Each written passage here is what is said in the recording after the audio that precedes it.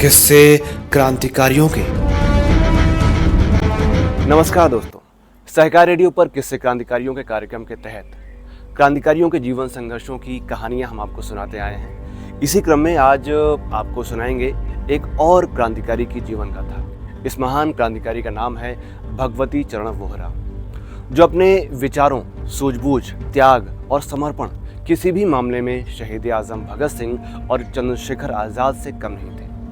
लेकिन आज़ादी के इतने सालों बाद बहुत कम लोग हैं जो उन्हें याद करते हैं और बहुतों को तो उनका नाम भी नहीं मालूम। भगवती चरण का जन्म 4 जुलाई सन 1904 को आगरे में हुआ था। उनके जन्म से काफ़ी पहले उनके दादा गुजरात से आगरा आ गए थे और पिता पंडित शिवचरण वोहरा रेलवे में ऊंचे पद पर थे और आगरा से लाहौर चले गए थे। आर्थिक रूप से परिवार शुरू से ही संपन्न था।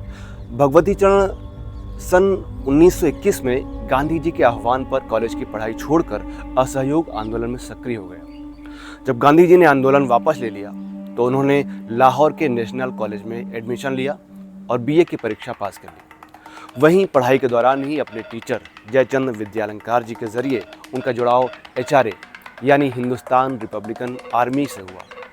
एचआरए को उन दिनों शचीन्द्र नाथ सान्याल, राम प्रसाद बिस्मिल, अशफाक उल्लाह खां जैसे क्रांतिकारी लीड किया करते थे। भगत सिंह और सुखदेव जैसे क्रांतिकारियों से भगवती चरण की यारी लाहौर में पढ़ाई के दौरान हो गई थी। नौजवान भारत सभा बनाने में भगत सिंह और भगवती चरण ने ही मुख्य भूमिका निभाई। संगठन के पहले महासचिव भगत सिंह और खुद प्रचार सचिव भगवती चरण बने। सांगठनिक समस्याओं की समझ हो या सैद्धांतिक वैचारिक मामलों में मजबूत पकड़ रखने की बात हो, इन क्षेत्रों में भगवती चरण और भगत सिंह ही मुख्य थे। भगवती चरण दूसरे देशों की राजनीतिक संस्थाओं से गुप्त संपर्क में रहते थे। बाहर से कम्युनिस्ट साहित्य का आना जाना और चिट्ठी पत्री के लिए उन्हीं के पते का इस्तेमाल होता था। अपनी किताब संस्मृतियां में क्रांतिकारी शिव वर्मा लिखते हैं कि इमारत के द्वार पर जड़े खूबसूरत और कीमती पत्थर की बजाय वे नींव के पत्थर की स्थिति अधिक पसंद करते थे। दूसरों को आगे बढ़ने का मौका देकर स्वयं पीछे रहना वे खूब जानते थे।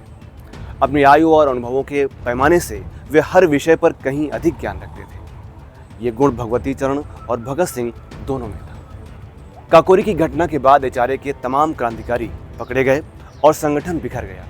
ऐसे में दल को फिर से संगठित करने का काम चंद्रशेखर आज़ाद और भगवती चरण वोहरा ने किया।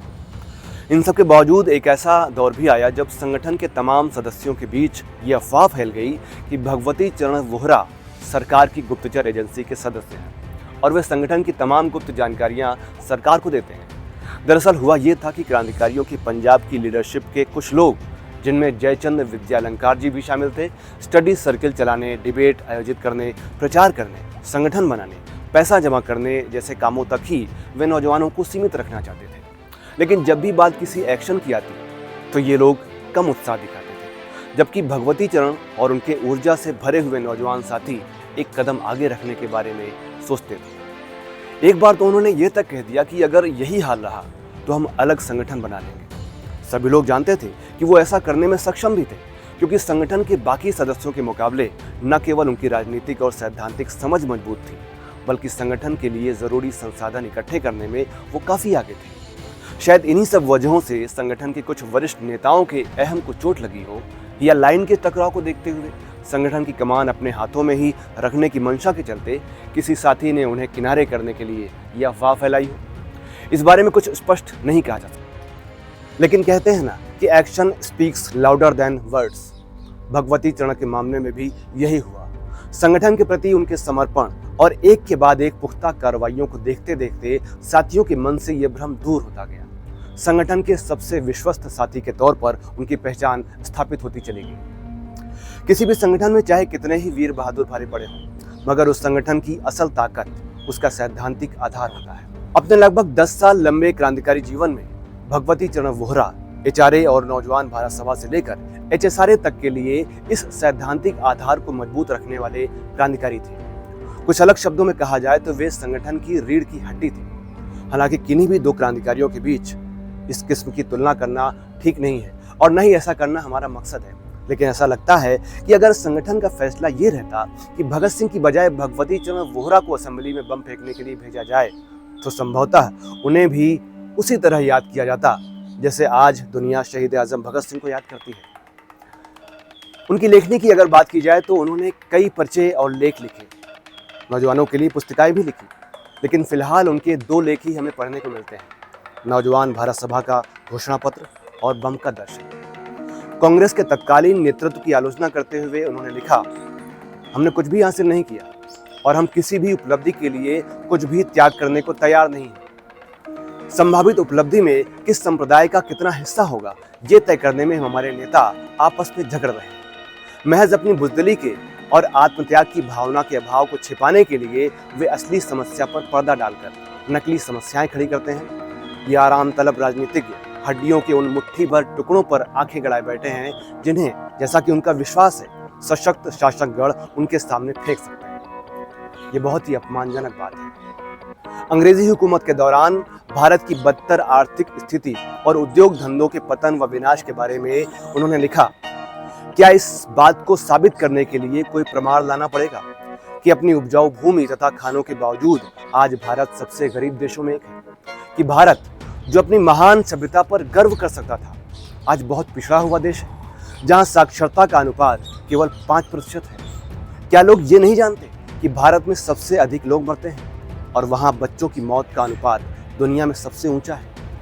प्लेग, हैजा, इन्फ्लुएंजा तथा इसी प्रकार की अन्य तमाम महामारियां आए दिन व्याधियां बनती रहती हैं। क्या हमने अपने वाणिज्य और व्यवसाय को उनकी शैशव अवस्था में ही कुचला जाते नहीं देखा?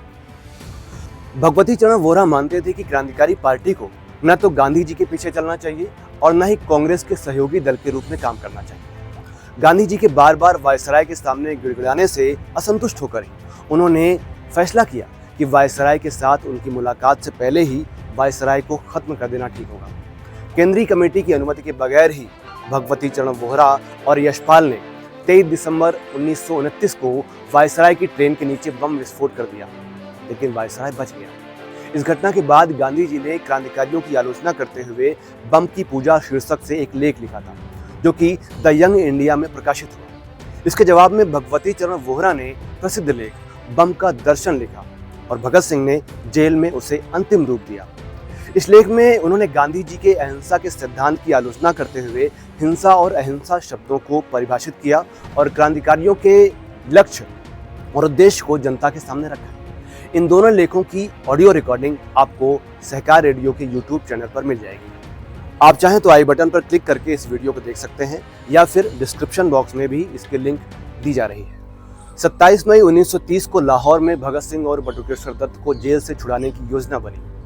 तय हुआ कि रविवार के दिन जब भगत सिंह और दत्त लाहौर बोस्टन जेल में अपने अन्य साथियों से मिलकर वापस आए, तभी पुलिस की गाड़ी में बैठने से पहले उन पर हमला किया जाए और उन्हें छुड़ा लिया जाए। इस काम में आज़ाद तथा अन्य साथियों के साथ भगवती चरण वोहरा का भी नाम था। भगवती चरण ने यशपाल से कुछ बम तैयार कर देने के लिए कहा। बनाए गए बम ठीक तरीके से काम करेंगे या नहीं, इसका परीक्षण करने के लिए वो अन्य साथियों के साथ 28 मई 1930 को रावी नदी के किनारे जंगल में गए। परीक्षण करने के लिए उन्होंने खुद बम को हाथ में लिया और अन्य साथियों को पीछे रहने को बोला, लेकिन बम फेंकने से पहले ही उनके हाथ में फट गया और गहरी चोटें आईं तथा मौके पर ही इलाज न मिल पाने के कारण उन्होंने अपना प्राण त्याग दिया।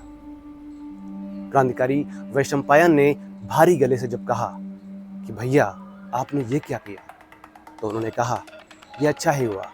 यदि तुम दोनों में से कोई घायल हो जाता तो मैं आज़ाद भैया को मुंह दिखाने लायक नहीं रह जाता। मरते वक्त उन्हें अफसोस था तो सिर्फ इस बात का कि वो भगत सिंह और अन्य साथियों को छुड़ा नहीं सके। आज हम और आप ये कयास लगा सकते हैं कि काश ये घटना नहीं हुई होती तो शायद भगत सिंह की शहादत टल जाती और फिर शायद इतिहास देश का कुछ और होता। लेकिन कयासों से समाज नहीं बदलता।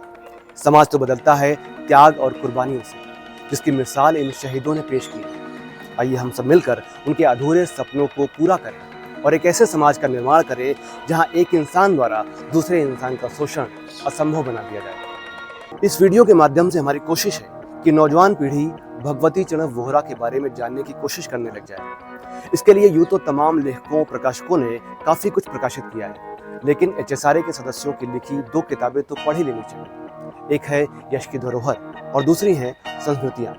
ये किताबें आपको कहाँ मिलेंगी, ये जानकारी हम आपको डिस्क्रिप्शन बॉक्स में दिए दे रहे हैं। वीडियो आपको कैसा लगा कमेंट बॉक्स में ज़रूर लिखिएगा। ऐसे ही कार्यक्रम बनाते रहने के लिए, हमें प्रोत्साहित करने के लिए वीडियो को लाइक और शेयर ज़रूर करें। इनकलाब जिंदाबाद।